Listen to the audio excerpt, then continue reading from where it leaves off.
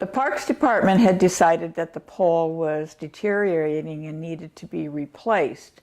And so their way to deal with this was to pull together a committee of community members and also Cecile Hansen of the Duwamish Tribe, and I went in as a representative of the Historical Society.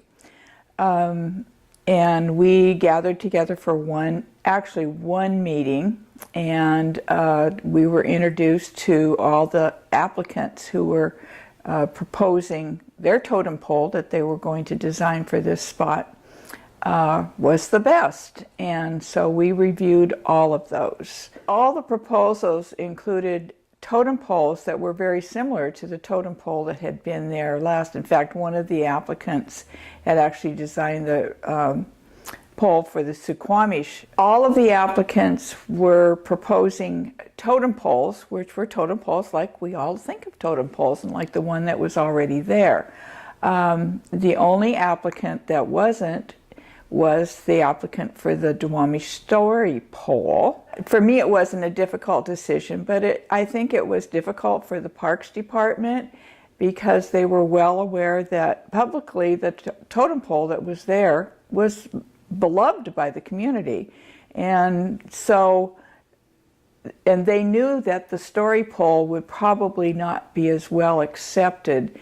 But I think they felt as much as we did that this pole should be replaced by a Duwamish story pole.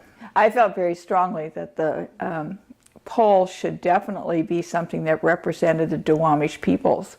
That had been a spot in their history that was really important.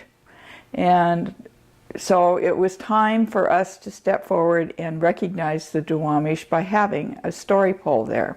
I think most people think of a totem pole as you see all the different colors on it, and a story pole is different. It actually tells story. It does not have colors in it. It's just carved, hand carved by usually a representative of the tribe, and it is not as colorful as a totem pole as people think of it.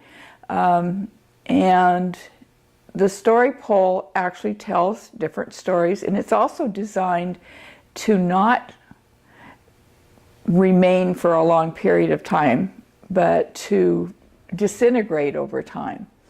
Michael Halady, who was a member of the Duwamish Tribe, he told the story of the landing of the pioneers. That is shown on that. Yeah, there were 5 people on the committee. One was myself, and the other was Cecile, and I don't remember the names of the other 3. I know that at least one of them was a member of the Parks Department. And when we came to the final vote, there were 2 that were in favor of one of the fancier totem poles, and 2 were in favor of the story pole for the Duwamish. And that left 1 person to vote, and it was me. And I remember looking around the room and going, oh boy. But I felt so strongly about it. It was probably one of the times in my life that I spoke out, really strongly for something and explained what my vision was, that this should be a story pole that the Duwamish could tell their story and on their land that was had been their land before Seattle was developed. Yeah, that's interesting. I do get really emotional about it when I think about it, because I was like, come on, everybody.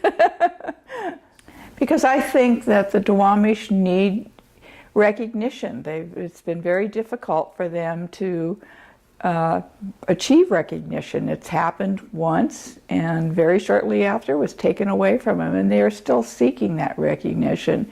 And Seattle is, we have a city that's named after Chief Seattle, we have the Duwamish River, and yet here we have a tribe that is not recognized. I don't know whether we actually had the final say. The result was that there is a story pole.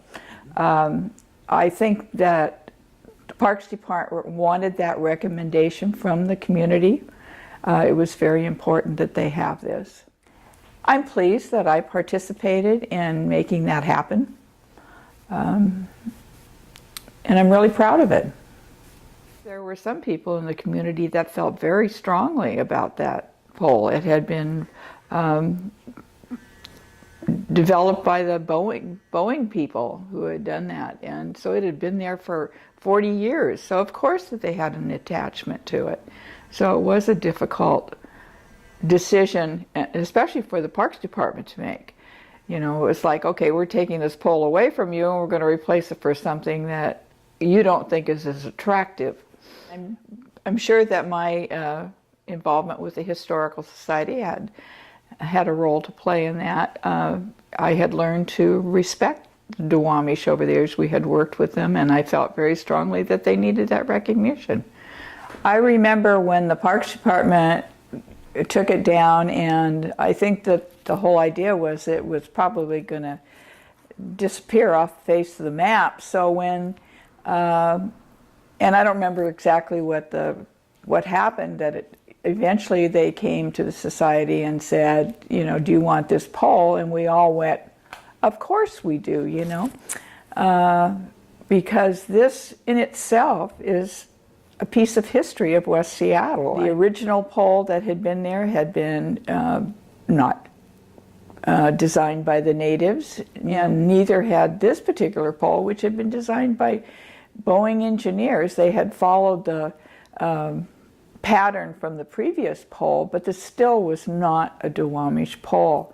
And so but it has a history in itself, and that's what the Historical Society does, is tell the history of this peninsula. It was a great opportunity for us, I think, to be able to continue to tell the story of the totem pole.